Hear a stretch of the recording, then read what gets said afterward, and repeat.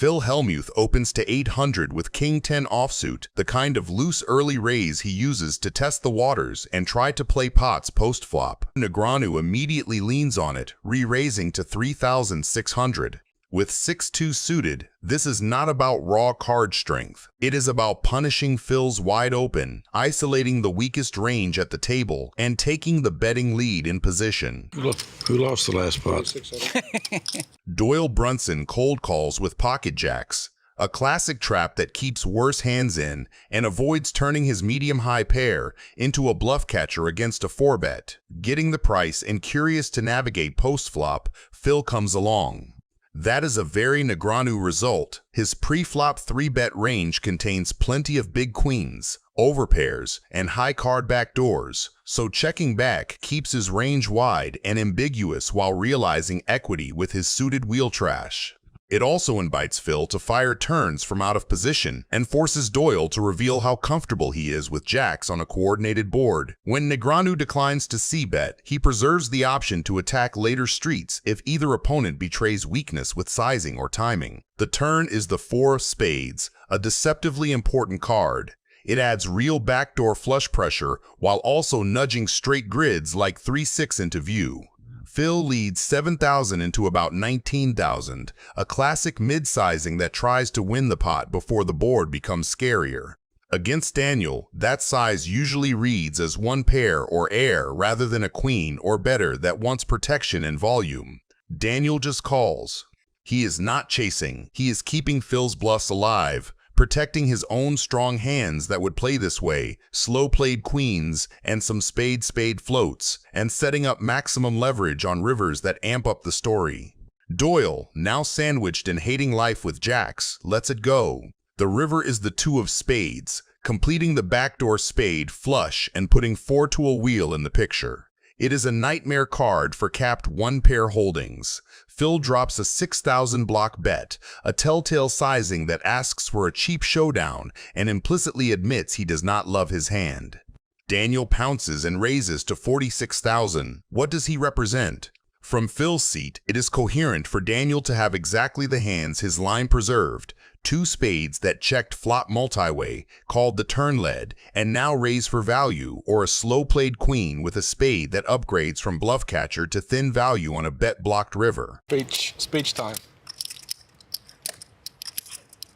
It's gotta come. He might have like 6-9 offsuit. It's Daniel. Good bet. And Phil lays it down. Finally got there. Took a while, but I had you. He nailed it. Look at that. That's sick. Yeah. That's not gonna look good on TV. Yeah, whatever that is, it's not gonna look good. That's gonna be bad for a profile, unfortunately. Daniel Negreanu is looking down on Jack 9 suited. He opens to $3,000 on the button, a classic small ball steal that also invites dominated jacks and queens to continue. Doyle Brunson flat calls in the small blind with Queen Jack suited, a smooth defend that keeps Negreanu's range wide and retains post-flop maneuverability. Well, there's a lot of money out there, baby. A lot of money out there. Go and get you some. Troy Wiggins completes in the big blind with pocket 4s for set value, and the stage is set. Brunson, holding top pair with a strong kicker, declines to bet into 2 players on a coordinated texture because checking keeps Negreanu's bluffs alive and avoids building a pot where he could be out-kicked or check-raised by club draws. The paired board reduces semi-bluffs, and Doyle seizes the lead for $8,000. From his seat, Negreanu's flop check capped him toward medium strength and draws, so Doyle's stab is designed to extract from worse jacks and to tax the clubs and queen-10 type gutters. Negreanu calls rather than raise. The flat keeps the pot manageable against a range that still contains ace-jack or king-jack, keeps Doyle's bluffs and thin value hands firing, and leverages position to make the final decision with maximum information. This river is a sneaky upgrade for Negreanu to 2-pair, while a large chunk of Doyle's range remains 1 pair of jacks. Doyle checks, signaling showdown mode rather than a polarized line. Negreanu now turns the knobs. His hand cleanly targets Queen Jack and King Jack, while very rarely running into a slow-played full house on this sequence. Biggest hand I've had. Quick call. Got Jack 9. Tough river card for the legend. Doyle Brunson running very salty tonight. Damian and Negreanu is holding ace-10 suited. Pre-flop is all ego and leverage. Tony G opens small Houston flats, and Negreanu snaps on the squeeze to 7K. Well, if at first you don't succeed, You must. you make it 7,000. Perfect against two wide ranges. Tony G knows Houston's call is weak money and fires back to 24K with pocket eights, classic isolation, and dare 4-bet. Negreanu takes the button, keeps Tony's bluffs in, and controls the pot. That flat says, I'll outplay you post-flop, keep the range wide. Flop comes rainbow, Negreanu's dream in a 4-bet pot, top pair, ace kicker, clean texture. I'm all in. Tony shoves. Who cares? I guess you got, what, you have kings now? I'm committed again. No, I know you are.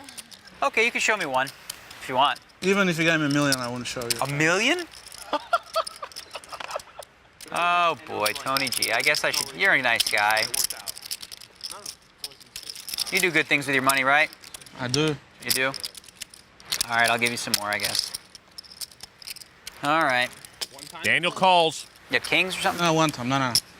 Jack of clubs on the turn. Oh my God, did that make him more outs? Yeah. I just realized. Oh God, I was like, oh Jack, that's a good card. The river.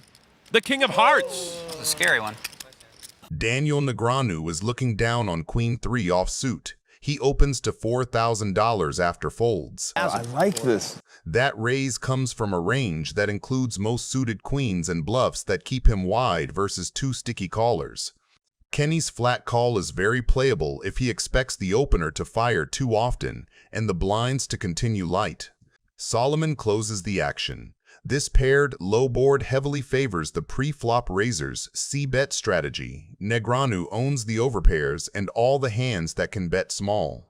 Kenny's check call range is condensed, ace high, mid pairs, and some slow-played overpairs. Negreanu's bet is the modern range-wide stab. It denies equity from two overcards and keeps his value and bluff buckets indistinguishable.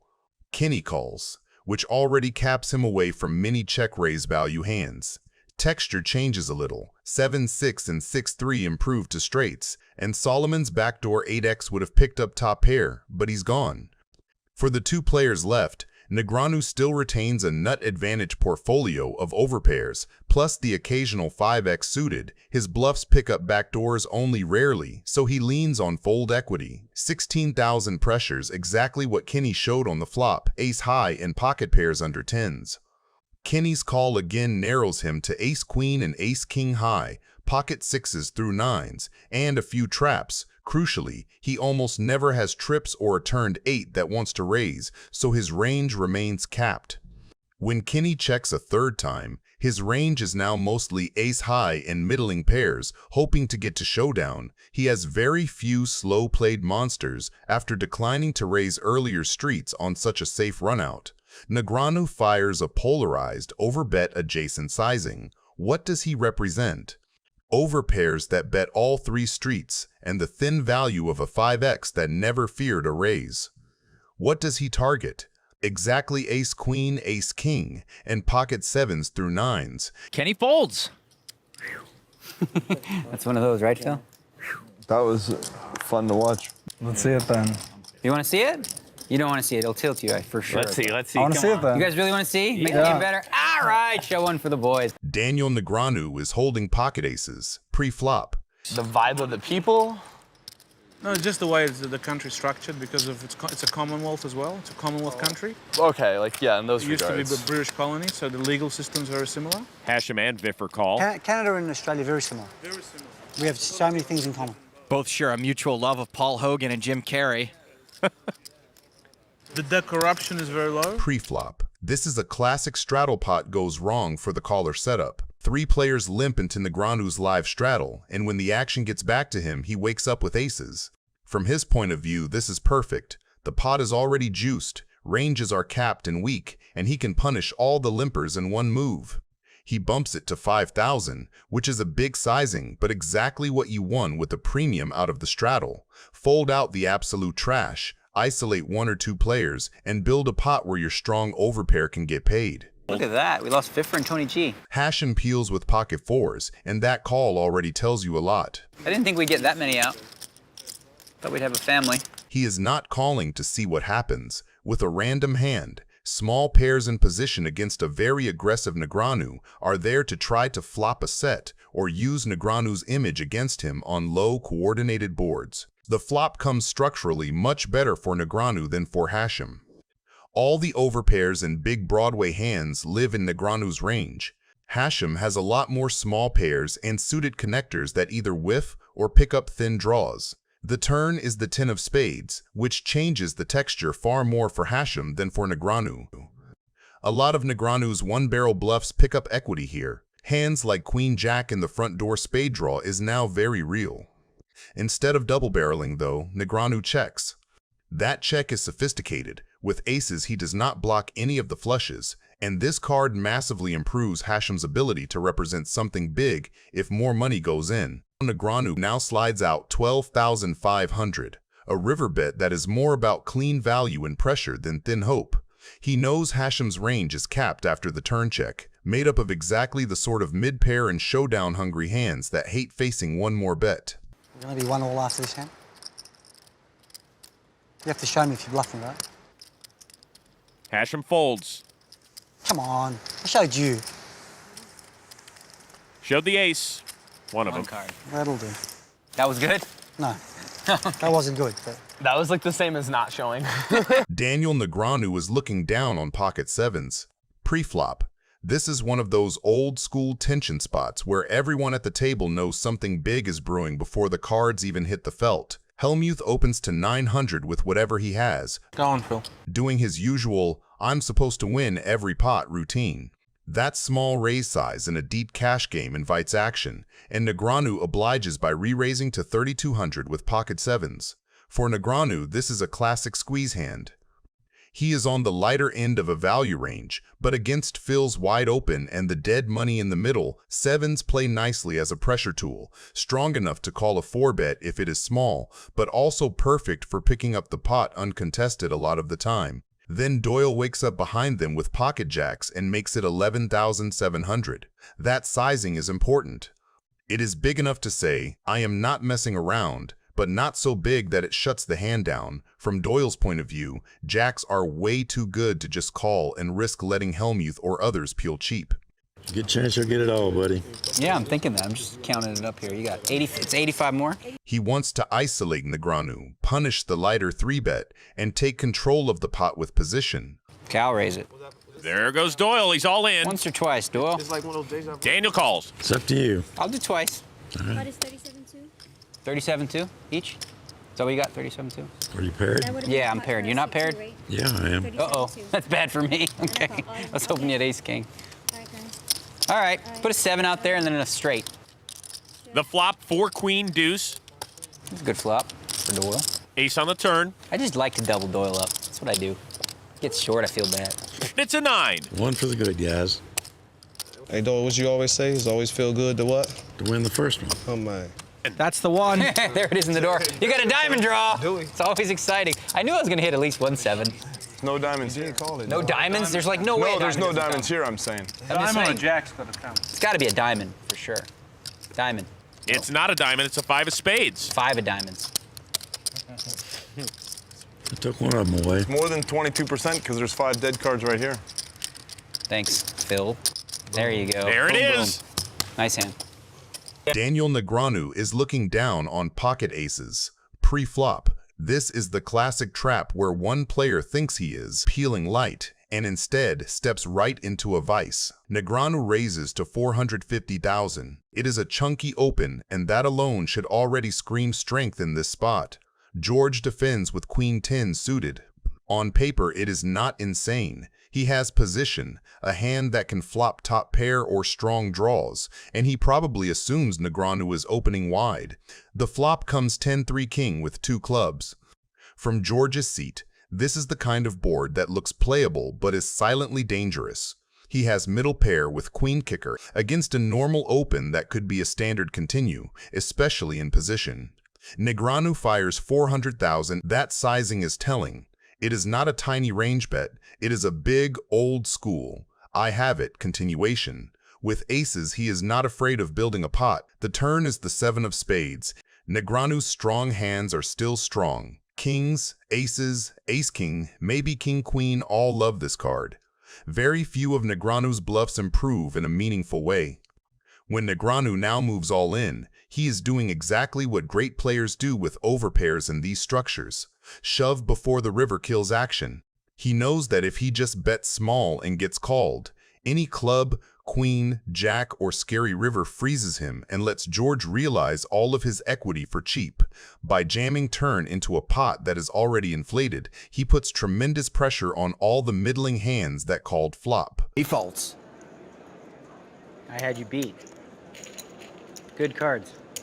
I'm happy with my fold. Yeah. It was hard though. The pot was good. I'm like, I'll take it, but if you call, you call. You have to get there. Did you have it pre-flop or you hit the king? I had both. I had what you're supposed to have there. A pair of aces I had. Aces were good, right? Now let's see how Negreanu pushes his luck to the limit on the very next hand. All in. Call. All in? Huh? Call. Oh, we got one. I'm happy with my hand. I had suited, I had a king. A lot going on there. You move in, I call this time anyway. I was just saying, screw it. Okay, we need a hat. At least one heart on the flop would be good for Daniel. George needs the best hand to hold up to survive. The flop has a 5 and a 10 on it. Oh, we got pairs. He's got pairs. We all got pairs. We all got 3 hearts, 3 diamonds. Pretty close race. 50-50. Not sure the math there works, but you gotta believe it first, and Daniel really believes it. The turn card is the 3 of diamonds. That didn't help me at all. Quite the opposite, frankly. 5 of spades! Oh! Daniel wins! That was lucky. I just wanted clear that I clearly outplayed you in our all-in pots. Obviously. Kid Poker is in the final. All right. Sorry, bro. That was ugly. The one time that you called a 3-bet of mine out of position, you won the hand. Maybe you should just keep doing that. Just try it out. You never know. How about who's 3-bet the most hands? I'll bet that. I think you might have. No, I think it's you. Really? Who was I 3-betting? Joe. Oh, that's just you. Yeah, I forgot about that. Yeah. Maybe it was me.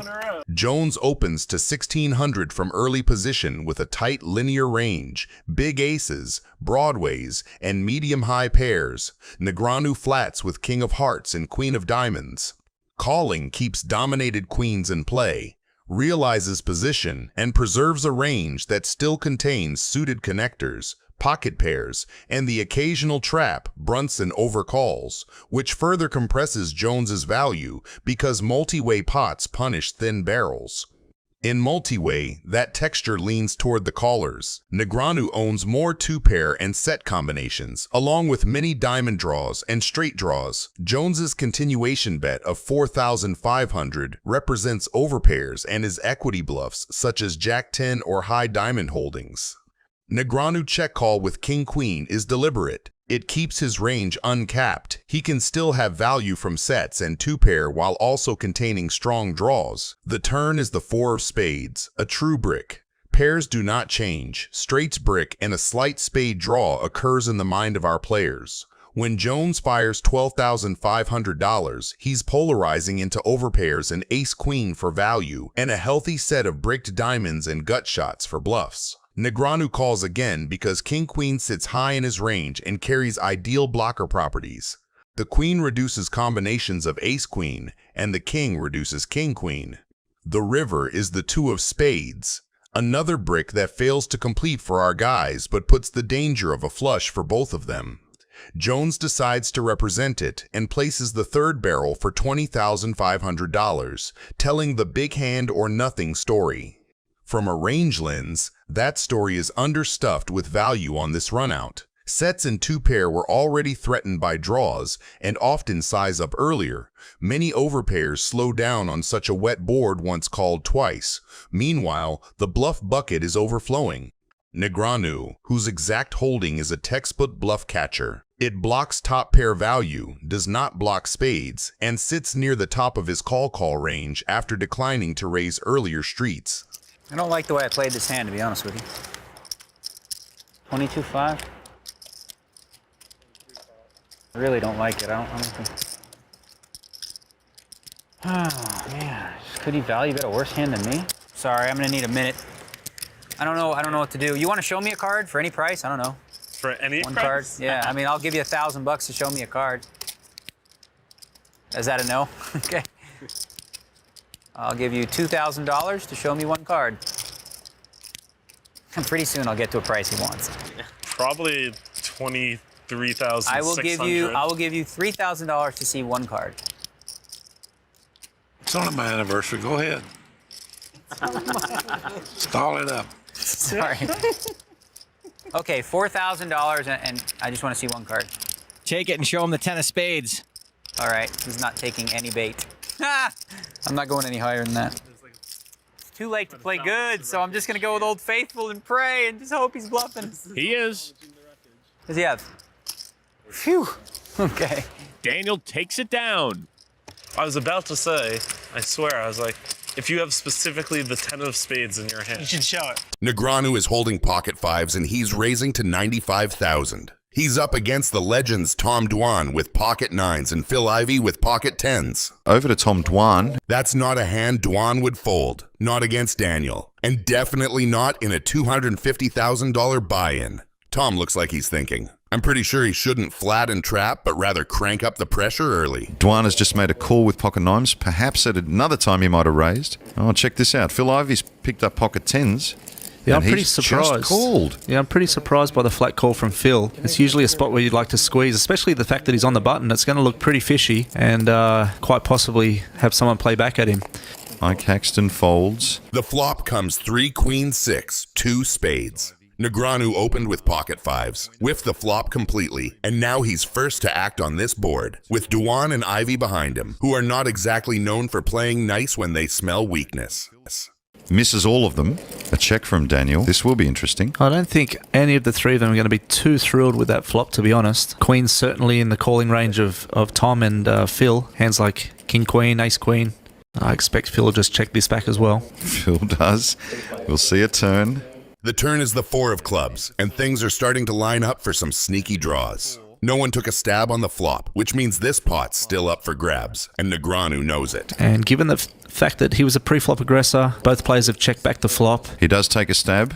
Dwan isn't just thinking about his cards. He's scanning Daniel and Phil like he's picking up frequencies. These guys are playing poker on a different level. Every glance, every pause, every chip toss. There's a language here only the elite understand, and Dwan is fluent.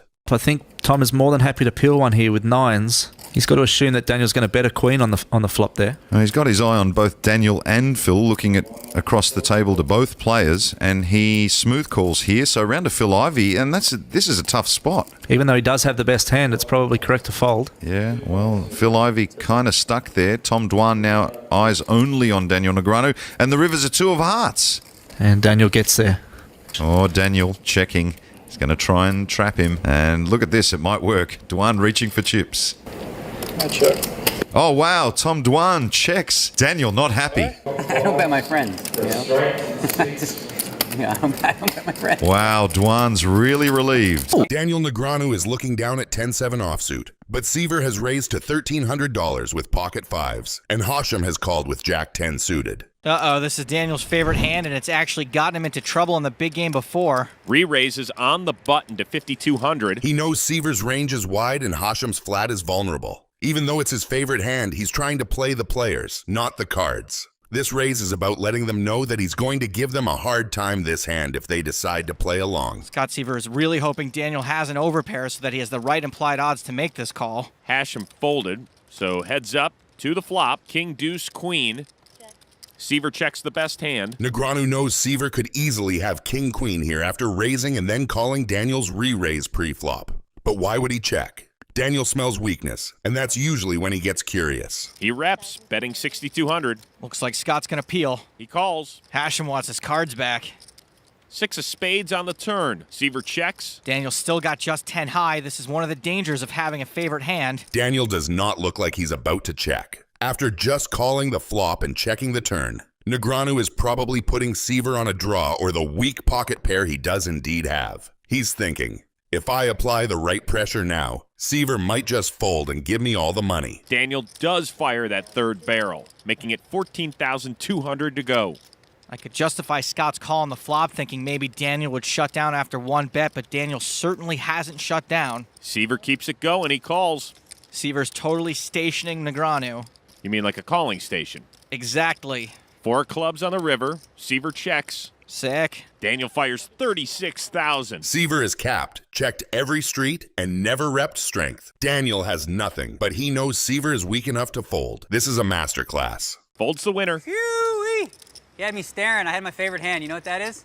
10-7? 7 of diamonds and 10 of clubs specifically. Can't believe I got away with a bluff. Negreanu is looking down on pocket deuces. Luca opens to 30K with pocket nines, a bread-and-butter early raise that covers a wide band of low and middling boards and pressures the offsuit broadways behind him. The hand wants callers who show up with overcards and then miss. It also doesn't mind playing smaller pots where it can value bet cleanly across safe runouts. Negreanu flat calls with pocket deuces. Small pairs love this configuration. He has position to control price. Stacks are deep enough to realize implied odds, and keeping it single raise preserves all the set and wheel runouts that print against one pair. Turning deuces into a 3-bet would just funnel Luca into strong overpairs and invite a 4-bet. Calling keeps the deck wide and the story flexible. The flop comes low and connected, exactly the texture where the caller can credibly have all the sets and the occasional 4-2 or 6-5. Luca makes the routine range C-bet for 28K. On this board, the small size folds out pure air, taxes random overcards like ace-queen, and keeps worse-made hands honest without bloating the pot or polarizing his range. Negreanu's raised to 95K. From this configuration is perfectly believable. He's repping sets, 2-pair like 6-5 suited, and some straights. With deuces, he isn't spinning it. He holds a live gutter to the wheel plus 2 cleanouts to a set, so he's applying pressure with real equity while seizing the narrative. The sizing forces overpairs and top pairs to define themselves now, rather than getting a cheap turn that could punish them. Luca's call protects his overpairs and some slow plays, but it also hands tempo to Negreanu and nudges Luca toward a bluff-catch posture on a lot of turns. He's inviting Negreanu to keep telling the story and hoping to catch him on a bad card. The turn pairs the 3 and Luca checks. It's a tricky card for both players. It slightly trims the number of set combos. Negreanu repped on the flop, while making overpairs feel a touch safer against bluffs and draws. Negreanu checks back. That's the disciplined pivot. Firing again would polarize on a card that dulls his set story and invites stubborn calls from exactly the hands he wants to move on the river. The river is the 8 of clubs, and Luca checks a 3rd time. After flop pressure and turn control, that 3rd check leaves his range heavy on single pair hands that hate facing a big ask. Daniel bets ridiculously big, 400K. Wow. And Luca folds. That was not the bet he was trying to induce. Daniel's reputation earns him a win there. Bluffs like that from him are few and far between. Set. We have a straddle. Okay. What's this? This is $28. $28? $28. Pre-flop, this is Negreanu's dream scenario. Pocket aces on a loose table and Viffer in the blinds doing Viffer things. If you check, I'm going to bet this one. I'm going to Barry G it. All right. I don't want to check then. Oh, I'm going to probably raise you. The flop comes aboard that quietly does both players a favor. That's not even a check. That's like just a waste of space. Viffer hits bottom pair with backdoor spades, just enough to feel involved, while Negreanu's aces are still comfortably ahead of all the random 1-pair and draw-heavy holdings Viffer can show up with. How much is that? 54. That pre-flop 400 is already out there, and now Negreanu bumps it to 5,400, essentially saying, if your dark action meant anything, prove it. The turn brings a real problem card for Negreanu. Viffer now picks up a live flush draw on top of his pair, and the board suddenly connects with a lot of the speculative stuff he can have. Negreanu makes it 12,400, a disciplined value bet that also charges all those new draws. Viffer now springs the real pressure. Why do you always raise me? You're not really betting. That's not really a bet. Bumping it to 41,400. That raise is doing 2 things. With his actual hand, it is semi-bluffing for maximum equity realization, and in terms of image, it is telling Negreanu, I'm not just clicking buttons, I can absolutely have 2-pair, a set, or a strong combo draw.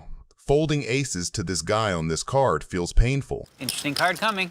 And with position and stack behind, Negreanu decides to call and take a river.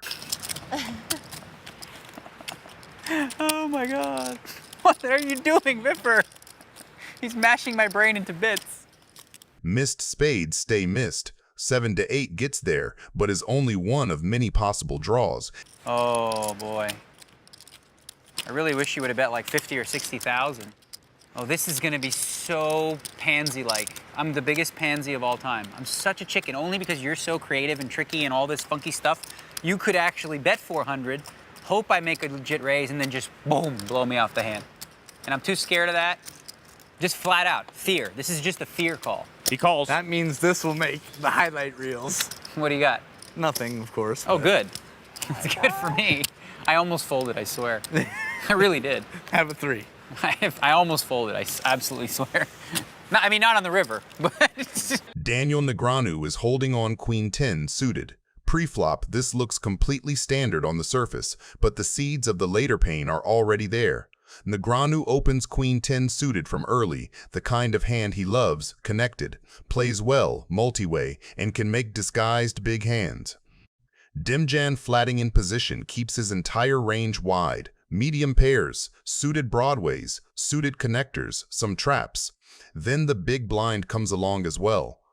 What that means strategically is simple. By the time they see a flop, there are 3 ranges involved, and Negreanu is the only one who has really capped nothing. He is the pre-flop aggressor. He has all the big pairs. He has the strongest broadways. The flop comes down absolutely dreamlike for Negreanu. 10 Jack Queen. Top 2 pair, a board that slams his perceived range as the raiser. But it is also an insanely dangerous texture. Every random hand with an open-ender or a gut shot suddenly has a reason to stay. When Jacobson checks, Negreanu does exactly what you expect from someone who just smashed this board and knows he smashes it range-wise too. He bets 22,000. The sizing is important. It is not tiny stab sizing. It is a "this pot is about to get big" sizing. Dimjan just calls. That call is the first warning sign. He is not afraid of the story Negreanu is telling. The turn bricks off with the 3 of spades. From Negreanu's point of view, that is one of the safest cards in the deck. It does not complete any obvious draw. It does not pair the board. It does not change who is supposed to own this texture. So he does what good players do when nothing changes, and they already had a huge value hand. He keeps telling the same story and increases the pressure, betting 55,000. This is Negreanu effectively saying, if you were floating or gambling with some weak draw on the flop, this is your exit. If you continue now, you are representing something serious. The river brings the deuce of clubs, another nothing card in terms of raw texture. From Negreanu's seat, it is almost the perfect river. Straights are still the same straights, sets are still the same sets, and there are no obvious busted draws that suddenly got there. He still has top 2 pair on a board where he is supposed to have all the strong top-end value, so he fires again, 90,000 this time. Raise. I had a feeling you were going to do that on the turn. You waited. It was smart. You got me to bet one more time. Daniel loves calling like Miley Cyrus loves a big foam finger, but I don't think even he can figure out a way to talk himself into this one. 8-9 or something? Doesn't matter. Nope. No. Yeah, ace king. 2 pair. Queen 10. Good hand.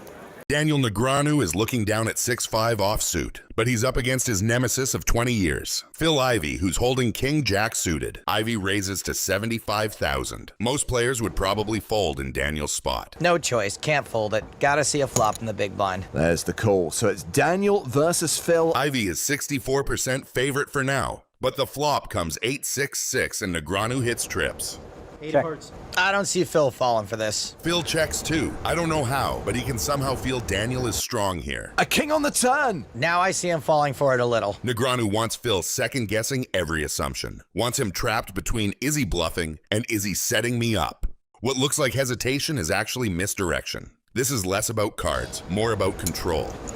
Daniel leads. Phil now with top pair. Even if you think Daniel has a 6, you can't just go folding top pair. Negreanu's sizing here leaves Ivey about 3.5 to 1 on a call. And with top pair, that's usually a no-brainer. But what Daniel's really doing here is laying the groundwork for the river. He's planting the seed that says, if you call now, you're going to have to call big later.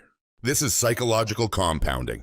Pressure applied in stages. Daniel is hoping that Phil did indeed hit that king on the turn, and he's going to try to make him sweat like a maniac. He calls. The river is a jack. Wow, Daniel is running better than Prefontaine. Daniel value bets his trips. Phil forced to call with top two. Nope. So obvious you have a 6. Got 350.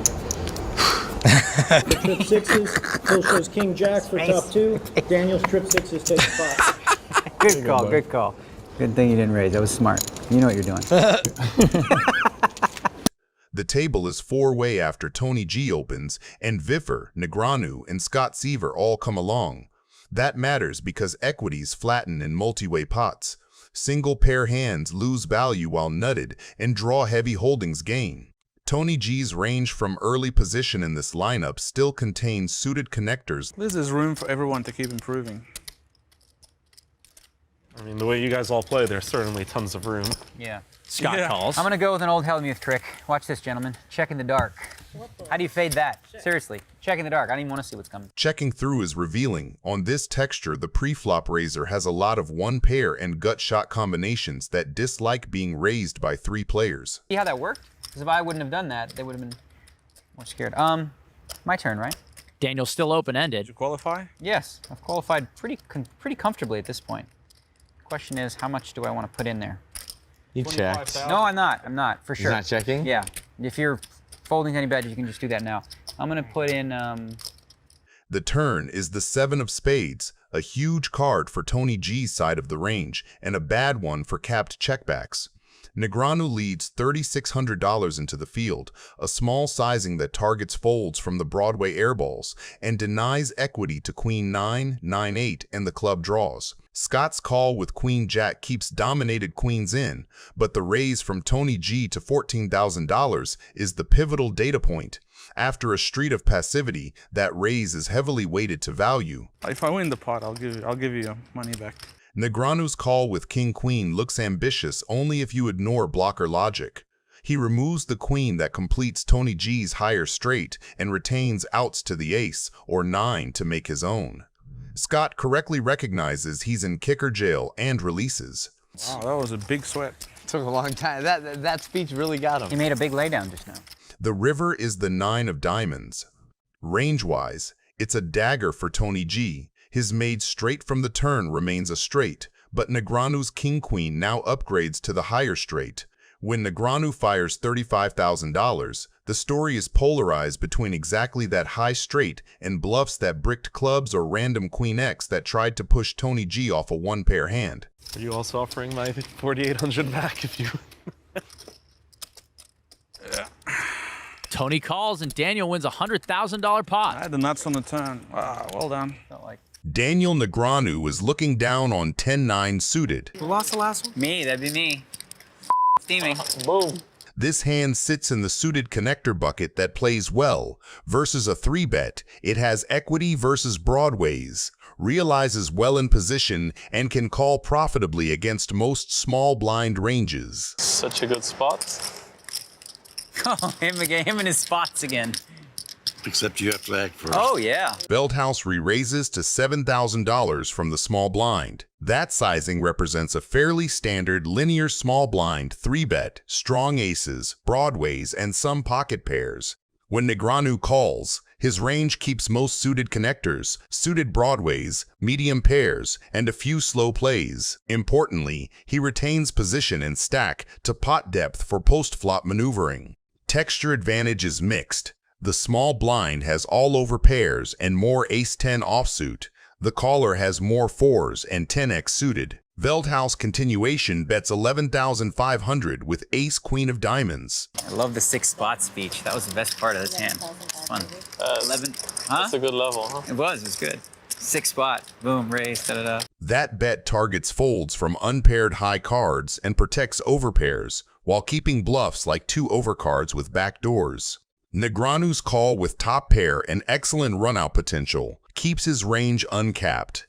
From Veldhuis's seat, once called, Negreanu's range condenses around 4s, 10s, pocket pairs like jacks through 7s, and sticky backdoors. This is a pivotal card, because trips remain the nuts, and gives Negreanu a valuable backdoor flush draw. Check makes sense for both. Veldhuis's ace-queen has little fold equity versus 4s and 10s, and hates getting check raised. Negreanu's check protects his flop call range, keeps bluffs in, and realizes 2 clean ways to improve, clubs and 9. Negreanu improves to 2-pair, 10s and 9s, while Veldhuis remains with ace-high. From a range view, the river shifts blocker dynamics. Negreanu's line contains more 9x, while Veldhuis remains with ace-high. I'm all in. So you're saying I made a good check on the turn? Is that what you're claiming? Such level. I mean, you know more about my game than anyone, so is that enough to make the difference for me? I would have felt better if I just bet the turn, you raised, and then I called. That would have been more fun. Fire on the river. Are you hoping that I'm going to play good here? I'm so confused. Daniel calls, and for a change, sees some good news at Showdown. 9,000. Well, that was clear. Let's screw this up. Pre-flop, this is Negreanu doing what Negreanu does. He looks down at pocket 8s and does not overcomplicate it. He raises to 9,000, the classic, let's thin the field and play a pot in position or heads up. Dimjan on the button chooses the flat. That call is him saying, I want to see 3 cards against the pro and keep my range wide. The flop is one of those dream spots for Negreanu. He flops set on a board that absolutely slams his perceived range. When he continues for 16,000, the bet is doing a lot of work. It looks like a standard continuation bet with ace-king, king-queen, or even pure spade draws, so it keeps Jacobson's floats and Dimjan's entire Broadway region interested. This is where Negreanu turns the screws. He fires 45,000 into a pot that has already grown large, and that sizing is intentional. It says, I still like my story, and if you were floating me with 1 pair or a draw, the price just went up. From his seat, there is no reason to slow down. Worse kings will still call. Combo draws will convince themselves they are priced in, and any hand like queens or jacks is hating life, but may still pay. Ace jack. Oh, sure, ain't nothing. I have 3 8s. I want you to go, ugh. All in. The queen goes straight. Jennifer Tilly is looking down on 8-6 suited. Negreanu opens with ace-2 offsuit. That is a light but purposeful steal, using the ace as a blocker to reduce the chance he runs into a premium and leaning on position to realize whatever equity shows up later. Tilly answers with a re-raise. That choice is great against a suspected wide open because suited connectors play cleanly post-flop, deny cheap realization to the opener, and set her up to attack a player who loves to take flops. It's a little too small, Jen. Phil Locke is going to be upset with you after that raise size because it's too small. Last time I took advice from you, I lost the tournament. Sorry. Negreanu calls rather than 4-betting. He keeps her range wide, carries the positional advantage into a pot that is not yet bloated, and quietly pockets the option to turn later cards into leverage, even when he misses. Okay, now I'm going to do the dunk bet. That's not a donk bet because you were the pre-flop raiser. Oh, okay, it's not a dunk bet. It's a continuation bet. A continuation bet. Tilly follows through for a small C-bet. The sizing stresses floats and gut shots and keeps her range comfortably uncapped. A lot of bad cards come off, and then I can just bluff raise the turn or something stupid like that. You could.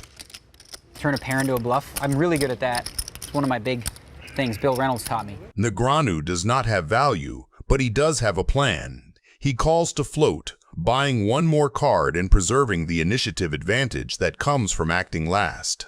If she slows on the turn, he gets to tell the next chapter. If she barrels big, he can release cheaply and move on. The texture inches toward the middling wheelish territory that favors the caller. Tilly checks. That single check compresses her range away from very strong overpairs and toward 1-pair hands and draws that prefer pot control. Negreanu seizes the mic with a bet. The number is not huge, but the message is loud. He denies a free card to overcards. pressures hands like ace-queen and king-jack that c-bet once, and begins building a story that can arrive at straights and two-pair by the river.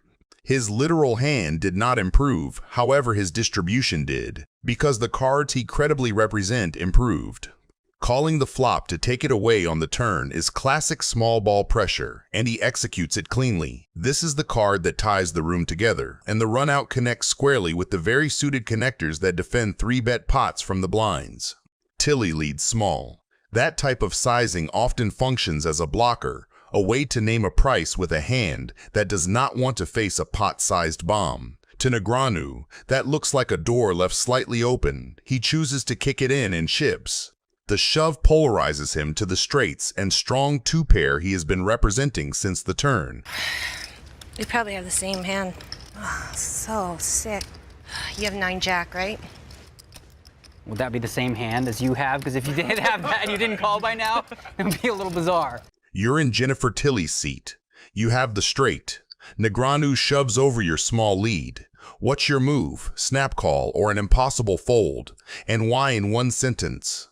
Best clear answer gets pinned. Oh, God. Oh, you have a 6? You raised me with a 6 out of position? No. That's crazy talk. Tilly folds. Daniel Negreanu is looking down on ace-9 offsuit. Negreanu clocks the dynamic immediately. Wiggins is the table's loose cannon, splashing around, loving post-flop control, and hating big, uncomfortable decisions. Negreanu's plan is simple. Lean on that psychology and the betting patterns it produces. Pre-flop, Negreanu opens to $1,600 with ace-9 offsuit, a hand that prints against wide callers and keeps his range uncapped.